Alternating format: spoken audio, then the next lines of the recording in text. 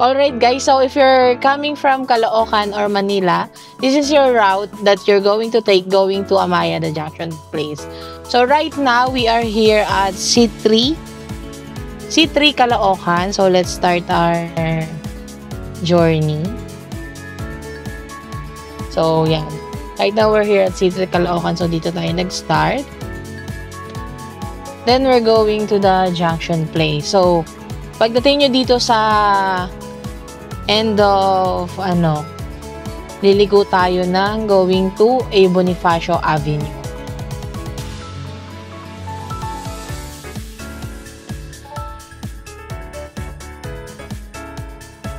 So, pag nanggaling ka sa Caloocan 5th Avenue or Caloocan Arpapa, dito ka pwedeng dumaan sa C3. Then, ang labas mo is going to A. Bonifacio Avenue. Okay.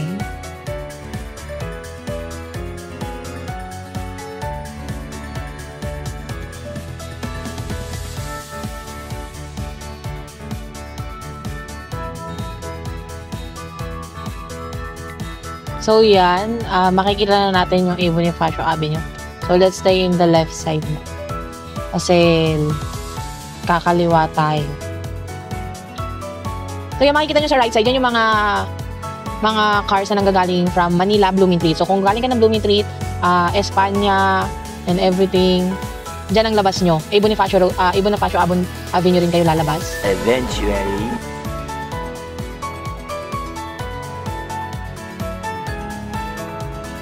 Wait, let's go.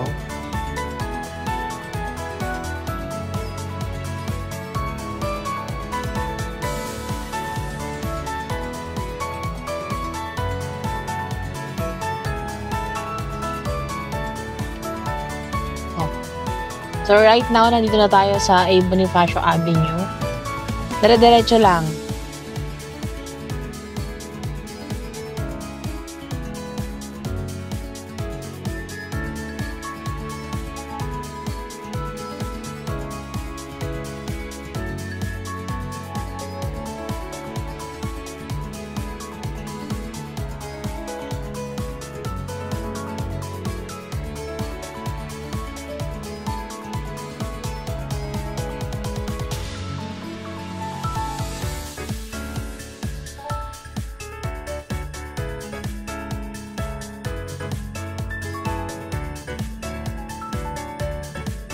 Yan. So, on our right side, andito yung exit ng Skyway going to NLEX. So, yan ang last stop kung manggagaling ka ng Skyway.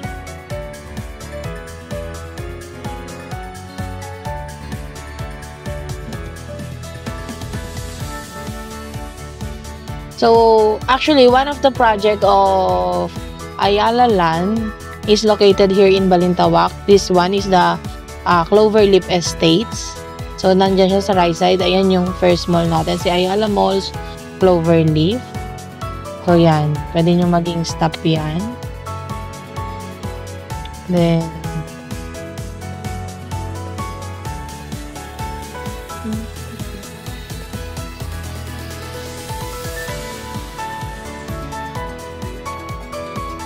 so, yan siya. Yan ang Ayala Malls, Cloverleaf. That's one of the project of Ayala Land, Cloverleaf Estates. And meron kaming project dyan, si Avida Towers, Cloverleaf.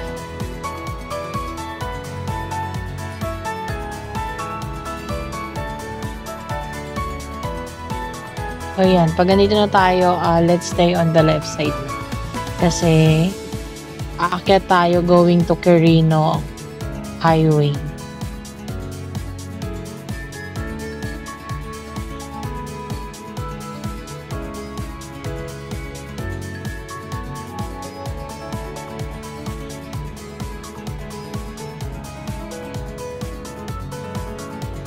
So, kung pupunta ka ng NLEX from Manila, dito rin ang daan niya. Ayan. Pero dito tayo sa left side, dito sa may bridge. So, ito is going to Novaliches, Tandang Sora,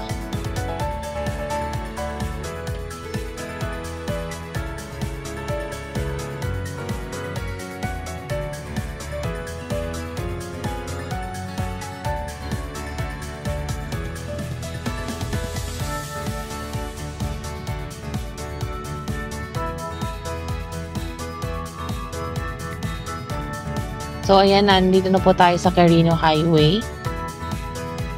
Ito ang first hotel.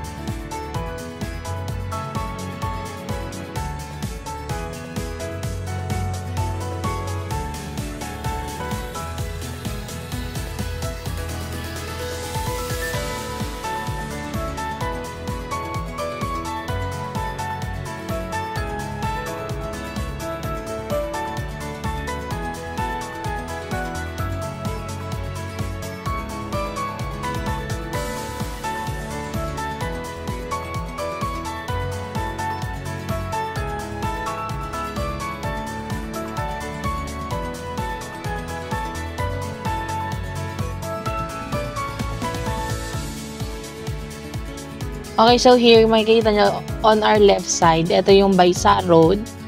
Ito, may daan to going to Reparo, papunta ng Bagong Barrio, EDSA. May daan din to going to, if you're familiar with Valenzuela City. Yan, pwede kang dumaan dyan. Ang labas mo sa may Ugong. Pero yung pupuntahan natin, diretso lang. Diretso pala tayo.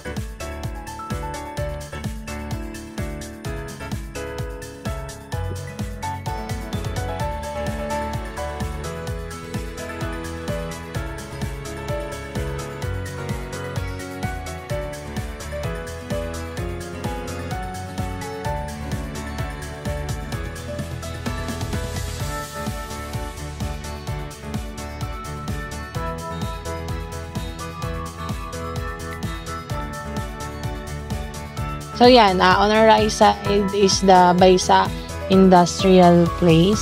So yan ang first landmark nyo na malalaman nyo na tama yung pinupuntahan nyo. So yan, Baysa Town Center.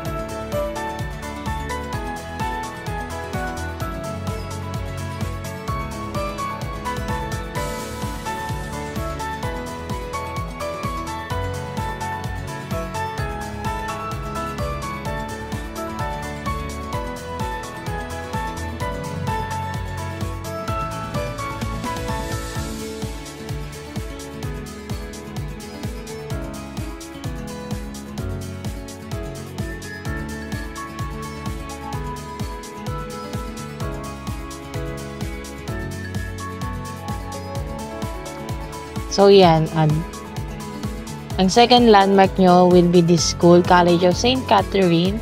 Malapit na si Amayada Junction Place dyan. So malapit na tayo sa area. So yan yung isa sa mga schools na malapit dito kay Amayada Junction Place. So this Ayala project, Amaya Land, is very near with different establishment, schools, hospitals, malls.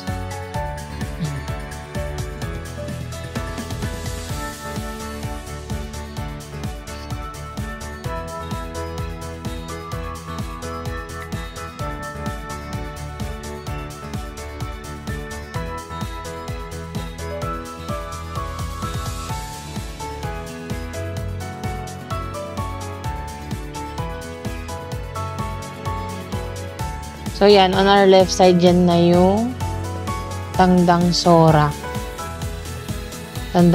Avenue.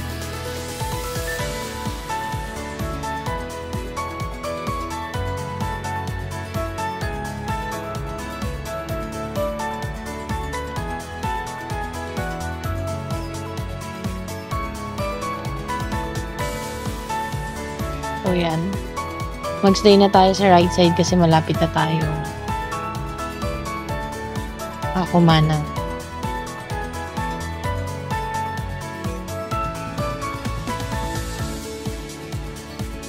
So, one of the nearest grocery here in Amada Steps is si SM Hypermarket.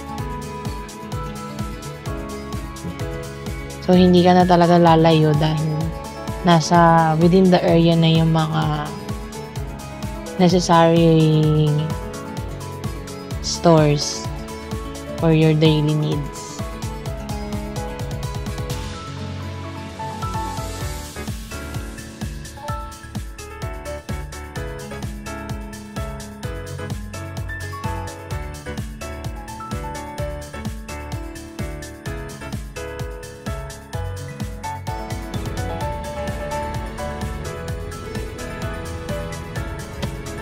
So, yan.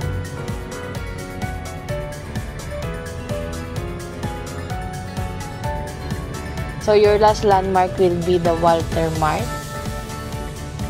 So, andito na tayo sa Amaya, the Junction Place. So, yan siya. Meron na tayong mall, which is the Walter Mart. Yan. Malaki siya sa loob. Kung titingnan nyo. So, yan yung first mall here. Okay. So, yan. Kung mapapansin nyo, both on our left and right side, meron tayong walkway. Marami ditong mga tao na nagja-jogging yan. Nagja-jogging, nagbabike, nag-exercise. Then, we also have open spaces like this one, kung yung nasa right side. Yan. Then, on our left side, meron tayong park. Park garden siya. Yan. May mga nagpupunta dyan mga students, nagpa-practice.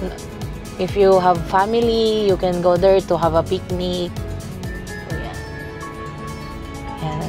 As of now, maraming tao ngayon dahil the place, the area, the location is very accessible and very good for the people na mahilig mag-jogging. Ayan. Nakikita nyo sa left side natin, ayan, merong mga bicycle club. Marami dyan. Then, yung mga lote na nakikita nyo on our both side, those are commercial lot. So, mixed-use lot siya. As of now, wala pa kasi bago lang to si Amaya the Junction Place. Kaya hindi pa siya ganun fully developed. But in the future, made-develop siya. If you're familiar with our project in Nuvali, this is a smaller version of Nuvali naman. Located siya here sa Quezon City. So, here sa left side, andito na ang aming first project ng Junction Place. The Amaya Steps, the Junction Place. So, yan siya.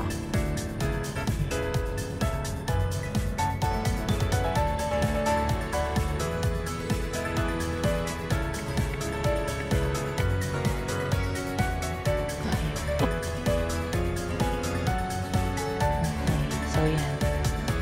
So, may inganyo ka talaga ditong mag-exercise kasi pag dumungaw ka sa bintana mo, if you're staying here in the Amaya Steps, the Junction Place, maiinggit ka sa kanila.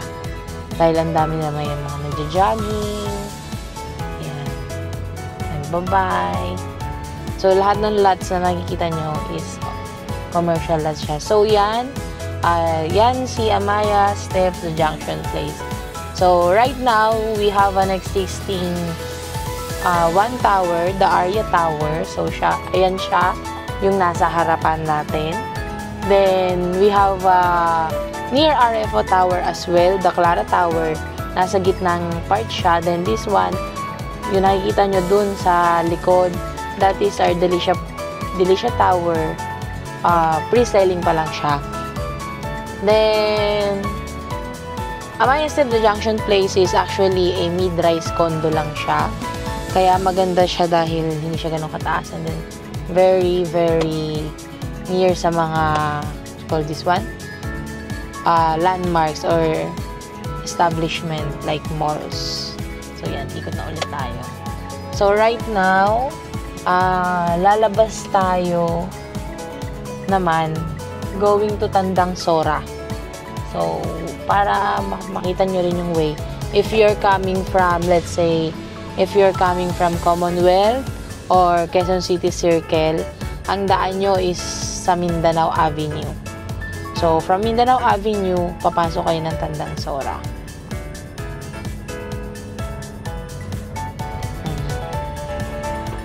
So, very active itong lugar na to.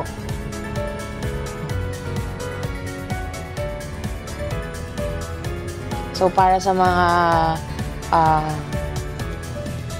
person na gusto magkaroon ng first investment nila, first condo investment nila, si Amaya Junction Place is a perfect choice for you dahil malaki ang market nyo dito, lalo kung parerentahan nyo siya. So, yan. Kakaliwa tayo. Padaanin mo natin si Doggy. So, yan. So, pagkakaliwa natin, galing sa Amaya Steps, the Junction Place, ang labas na natin neto is the Tandang Sora. Yan. So, kung manggagaling ka ng Mindanao Avenue, dito ka manggagaling sa kaliwang side. So, yan siya.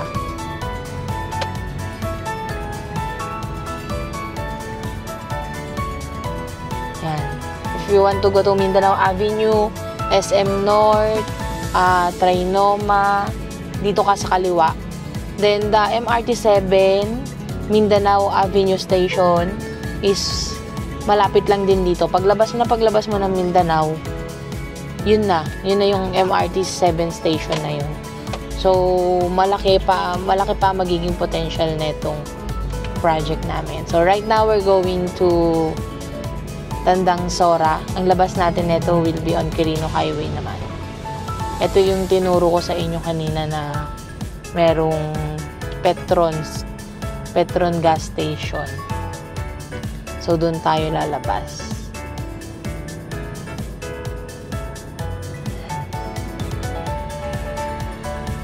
Aside from the St. Catherine's College na binanggit ko kanina, we also have another school here. This is one of the oldest school here in Quezon City. And papakita ko sa inyo yung school. Ito siya. Yan. On our right side, ito yung school, yung Dr. Carlos Lanting College. Mostly ang mga student dyan is mga yung mga gustong mag-seaman, sumampa ng barko, nursing, yan. So, kung meron kayong mga anak na ganun lang magiging course, they can study here sa Carlos Lanting. So,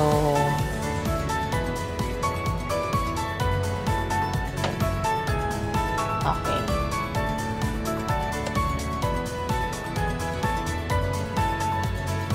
So, right now, pupunta tayo dito sa crossroad. So, yun lang, guys. So, that concludes our tour. Our tour for the Amaya Junction Place.